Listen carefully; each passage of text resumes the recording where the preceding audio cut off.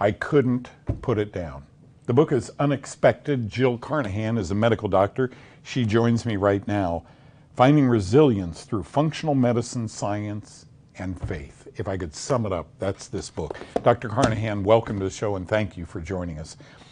The book is a travel book. It's really a map, to get better. But in starting your travel, you got sick. Could you touch on that a little bit? And I don't think the Lord makes any mistakes. I think you got sick because you were in medical training and God had it that you were going to be a different kind of a doctor, which you certainly are. So take me back to the doctor or the pre-doctor, Jill Carnahan, and a diagnosis, your first diagnosis.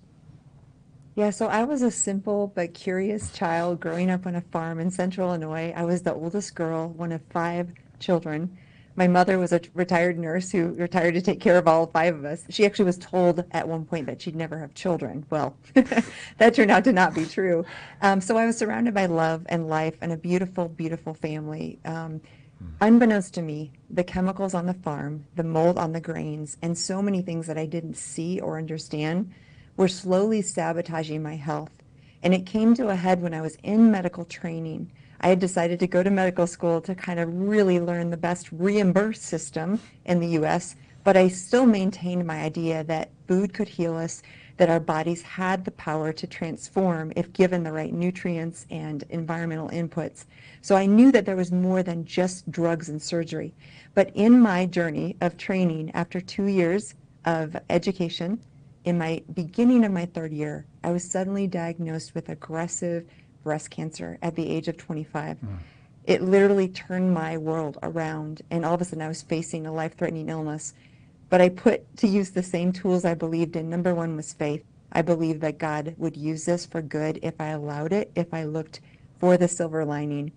And number 2 was the fact that I knew my body had the capacity to heal. And I'll never forget hearing that pastor on the radio that said, the sickness will not end in death, but is for the glory of God. And I just took that in, and it became kind of my mantra, because from that moment on, I thought, I'm going to live if I find meaning and purpose here. And this was just the beginning, because I went through many other illnesses and issues. About 9 months after finishing chemotherapy, radiation, surgery, I was diagnosed with aggressive Crohn's disease, another life-threatening illness. And this was my education on the microbiome and on the fungus in our guts and in our bodies. And I started to transform that. And each of these lessons taught me something that I could have never learned in medical school about the profound impact of the environment on our microbiome, on our overall health, and especially this theme of fungus and yeast and its etiology, its causation in things like cancer and Crohn's and celiac disease. And the book expounds on all of that. May I ask you, how does someone go through such a prestigious medical school and all the training, and then, and excuse me for this, but go so right? In other words, I mean, my friends go to doctors and they say, well, I got 10 minutes with the doctor. He reaches into his pocket when I said hypertension. Then he reaches into the pocket when I got my lab test. It's 212 cholesterol, so I get a statin. What went so right? And I know it was God tapping you on the shoulder at 24 and whispering in your ear, Jill, you're going to be a different kind of a doctor. You're going through this to get to this, right? Is that the way you felt?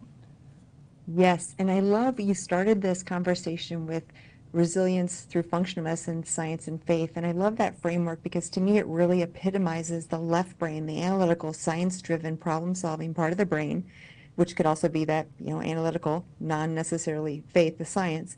And then the faith part is the right brain, intuitive, God-centered part of the brain that's creative and looks for solutions in a different way than just the analytical way. What I found is our traditional medical system trains out the empathy, trains out the intuition, and trains out the faith. Those 3 things are not welcome in medical school. But I am a very stubborn German Swiss farm girl from central Illinois. And I went in knowing I would not compromise what I knew to be true.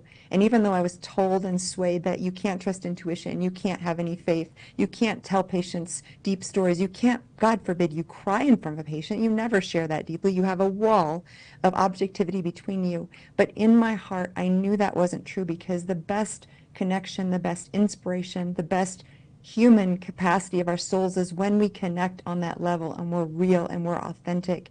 So somehow that little thread of faith and hope and intuition stayed with me. And even though it almost got completely suppressed during my medical training, I held on like a lifesaver. And when I got out, I started to learn, wow, there is actually power when you take experience over time. You create a subconscious field that's God-given that gives you incredible wisdom. I always compare the analytical mind to an old computer that can only calculate thousands or hundreds of thousands of pieces of data, whereas our intuitive subconscious God part of our body, mind, and soul can calculate millions of pieces of data in a fraction of a second and have a knowing that's so deep and so profound and so accurate. And when we combine those, that is the power to help patients heal and to solve complex problems that seem unsolvable and to reverse the irreversible. I'm a Vietnam veteran, and I carried around stress for so many years with that in mind, until I learned, and I learned this from a guest that we have on the show, a master's degree guest, about forgiveness. And when I picked up your book and began reading it, I saw that word over and over again, forgiveness. Was that part of your therapeutic healing from all that you had going on also? Yes, Doug. And it has to start with when we have these mindsets of like, I'm not good enough, I'm not worthy, I can never do this, or those programs. If we don't start by extending, I grew up in a very fundamental, beautiful Christian family, and it was all about service and love to other people, which is beautiful. I wouldn't change a thing. But what I didn't do was I didn't extend that same love and forgiveness to myself and accept myself just for who I was and know that I had value just for being, not for the doing, because I was a good doer. I was a hard worker. I produced a lot, right?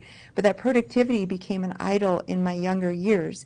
And I had to go back to realize, wait, just me being born and being on this earth and shining the light of God into the lives of those that surround me, that makes me worthy of love and acceptance. And I had to first learn that for myself before I could extend it to the world in a way. And I feel like that is the core of the healing that I bring. Even in my clinic, I have the wealth of medical knowledge, but the true healing starts when I create a capacity, a place where patients can come with completely unconditional love and acceptance, knowing that they will be seen and they will be heard and they will be met exactly where they are without judgment.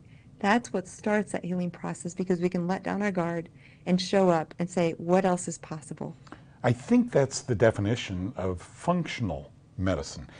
Juxtaposition is allopathic medicine, prescription writing, surgery, and so forth. And sometimes I know that's necessary.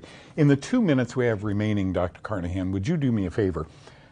I saw you on Doug Kaufman's show, Know the Cause, and I'm polysymptomatic. I mean, I'm a guy with high blood pressure, statin, I have some prostate problems, my knees hurt, my hips hurt, I've got some skin problems.